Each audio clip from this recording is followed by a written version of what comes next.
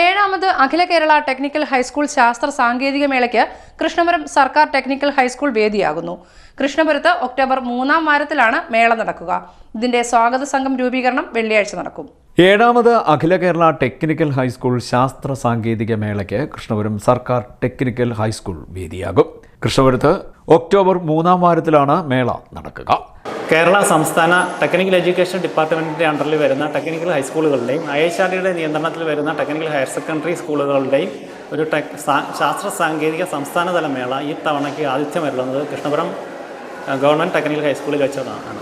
ആലപ്പുഴ ജില്ലയിൽ ആദ്യമായി നടക്കുന്ന ഈ മേള 7-ാമത്തെ തവണയാണ് കേരള ഒട്ടാകെ ഇതുവരെ നടന്നു വന്നിട്ടുള്ളത്.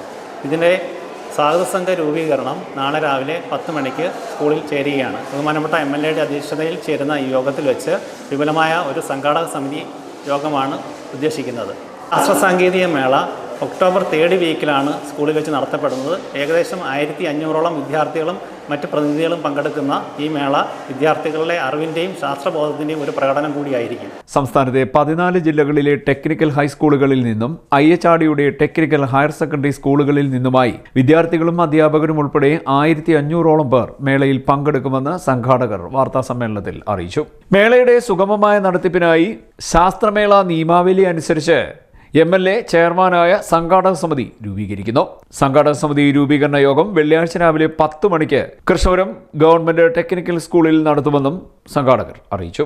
വാർത്താ സമ്മേളനത്തിൽ PTA vice president Riju Appakkuttan, PTA secretary Rohitham, superintendent Shiju GR എന്നിവർ പങ്കെടുത്തു.